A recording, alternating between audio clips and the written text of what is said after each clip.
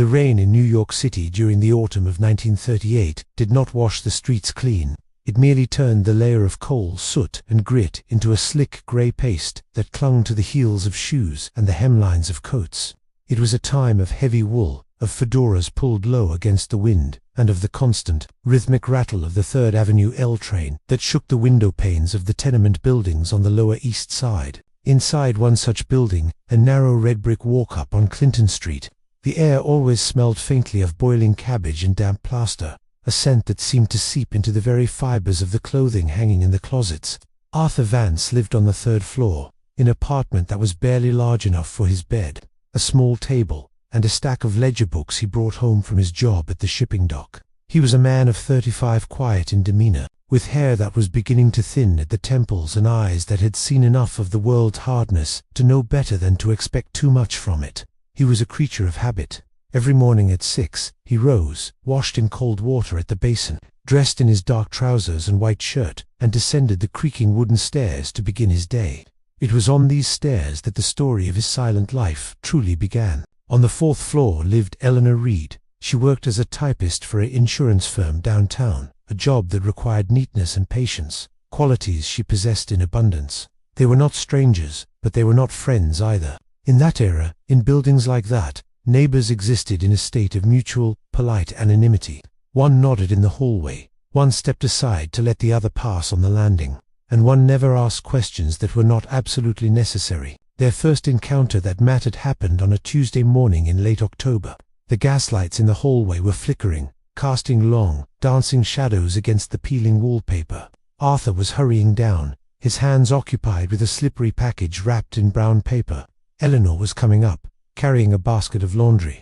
As they met on the narrow landing between the 3rd and 4th floors, Arthur shifted his weight to let her by. The heel of his shoe caught on the edge of the loose tread-a-loose board that the superintendent had promised to fix for months. He stumbled, the package tilting dangerously. Eleanor moved without thinking, reaching out a small, gloved hand to steady his elbow. It was a fleeting touch, lasting no more than a second, but it grounded him. He straightened up, his face flushing a dull red beneath the brim of his hat. "Thank you," he murmured, his voice rough from disuse. "It's a dangerous step, Mr. Vance," she said softly. She knew his name because the mailman sometimes left letters in the wrong box, and she would dutifully place them in front of his door. "I've meant to mention it to the landlord. He won't fix it until one of us breaks a leg," Arthur replied, a dry attempt at humor that made the corners of her mouth twitch. "Then we shall just have to be careful," she said. She nodded once, a small, decisive gesture, and continued up the stairs. Arthur watched her go for a moment, listening to the soft creak of her footsteps fading above him, before he hurried out into the cold morning air. From that day on, a routine established itself. A silent pact played out in the shadows of the building. They did not seek each other out, but their paths seemed to align with the precision of clockwork. In the mornings, if Arthur left early, he would pause on the 3rd floor landing, waiting for the sound of her door opening. If he timed it right, they would walk down the 4 flights of stairs together, maintaining a respectful distance of 2 steps. They did not speak of their days, or their families, or their dreams. They spoke only of the weather, or the condition of the stairs, or the price of bread at the corner bakery. "Rain again," Arthur would observe, buttoning his coat as they reached the vestibule. "It keeps the dust down," Eleanor would reply, tightening her scarf.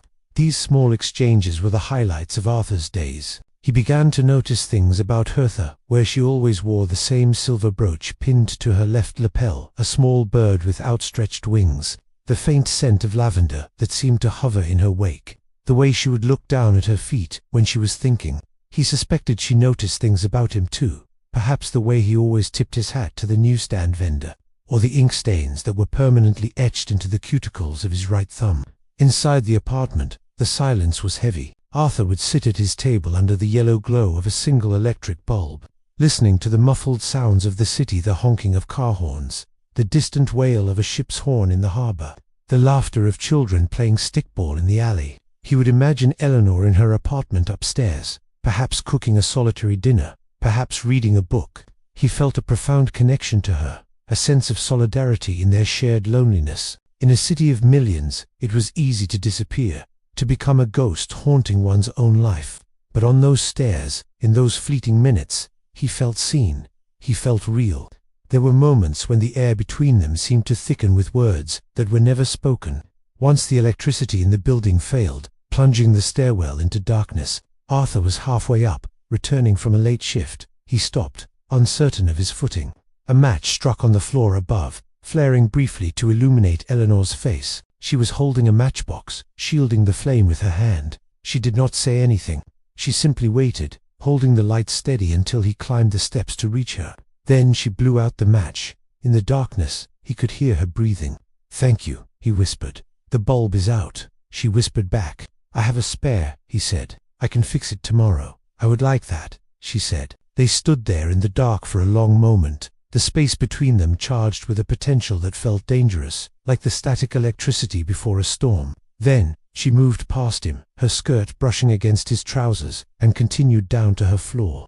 Arthur stood in the dark, listening, his heart hammering against his ribs. He had a spare bulb. He had the tools to fix it. But the unspoken question was whether he was fixing the light for the building, or for her. The turning point did not come from a broken light or a missed step, but from the larger movements of history, the tides of events that ordinary people could not control. It was 1941. The whispers of war in Europe had turned into a roar. The newspapers were filled with maps of distant fronts and headlines about draft numbers and rationing. The city was changing, growing tense and somber. Men were disappearing from the factory floors and the shipping docks, replaced by boys too young to shave and men too old to stand the pace. Arthur received his notice in the middle of November, a crisp white envelope with the seal of the United States Army. He was 36, old enough to be considered reserve, but young enough to be needed. He stared at the paper for a long time, the reality of it sinking into his bones like the winter chill. He had 2 weeks. The burden of this knowledge made the staircase seem impossibly steep. He wanted to tell Eleanor. He wanted to stand on the landing and say, "I am leaving, and I am afraid I will not come back." He wanted to ask her to write to him, to give him a reason to look for mail call in the mud and rain of a foreign camp. But the social rules of their time, the rigid constraints of their acquaintance, held him back. They had never shared a meal. They had never taken a walk together. To declare his feelings now would seem like an imposition, a dramatic scene forced upon a woman who had only offered him politeness. Instead, his last week in the building became a torture of mundane routine. They walked down the stairs together. They talked about the fog. They talked about the price of apples. "You look tired, Arthur," she said one morning, pausing at the door to the street. The snow had begun to fall, dusting the sidewalks in white. "It is the season," he lied. He gripped the handle of his suitcase, which he usually left at the door, but today he carried with him. It was his final day. She looked at the suitcase, then up at his face. Her eyes were very wide, very grey. She did not ask him where he was going. Perhaps she already knew. Perhaps the building gossip had travelled faster than the mail. "The winter will be long," she said quietly. "Yes," Arthur said. His throat felt tight. "I imagine it will be. Be careful," she said. It was the same thing she had said when he stumbled on the stairs, but now it meant something else. It was a benediction, a wish for safety in a world that was no longer safe. "I will," he said. He waited for her to say something more, to offer a gesture that would bridge the gap between them. She merely tightened her coat around herself and turned toward the subway station. Arthur watched her walk away, her figure becoming a small grey blur against the falling snow. He wanted to run after her, to call her name, but he stood rooted to the pavement, a prisoner of his own silence. He walked the other direction, toward the train station that would take him to the army camp, and eventually, across the ocean.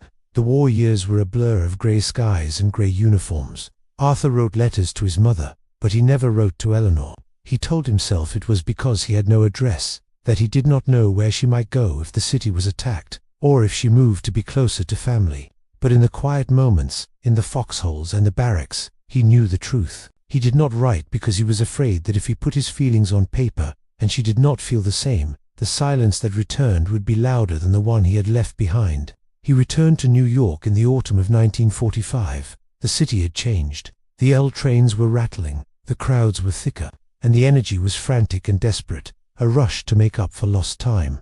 But when Arthur walked back onto Clinton Street, the building looked exactly the same. The red brick was weathered, the stoop was worn, and the gaslight in the hallway still flickered. He stood in the vestibule, his heart pounding in a way it hadn't since the air raid sirens in London. He looked at the mailboxes. Vance was still there. but next to it, where Reed should have been, there was a new name. Miller. Panic, cold and sharp, seized him. She had moved, she had married, she had died. The possibilities raced through his mind, each one more painful than the last. He walked up the stairs slowly, listening to the familiar creak of the wood. He stopped on the 4th floor. The door was closed. He stared at it for a long time, remembering the way the lock clicked when she turned her key, the faint sound of her radio playing classical music on Sunday afternoons. He was about to turn away when the door across the hall opened. An older woman, Mrs. Gable from the 2nd floor, who had moved up while he was gone, peeked her head out. "Arthur," she asked, squinting, "is that you?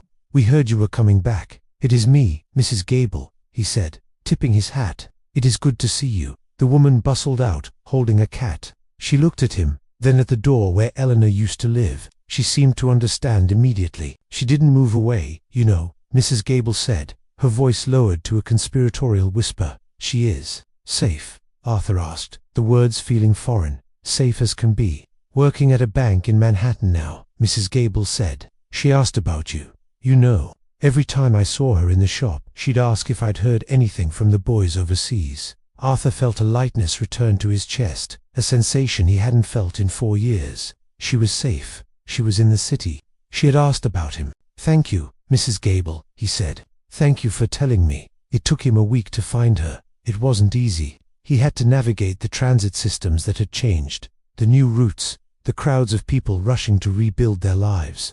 But one crisp Saturday morning, he saw her. She was coming out of a bakery in Midtown, carrying a small box of pastries. She looked older, the lines around her eyes were a little deeper, and she wore a different coat, a practical tweed one rather than the wool he remembered. But she still walked with her head slightly tilted, as if listening to a song only she could hear. Arthur stood on the corner, watching her. He was still the same man, mostly. A little grayer, a little quieter. But the world was different now. The war had taught everyone that life was fragile, that waiting for the perfect moment was a sure way to lose the moment entirely. The social rules that had kept them apart on the staircase of the tenement seemed to have dissolved, loosened by the collective trauma of a world that had nearly torn itself apart. He walked toward her. He didn't shout. He didn't run. He simply closed the distance between them, cutting through the flow of the crowd. As he approached, she looked up. Her eyes locked onto his, and she stopped walking.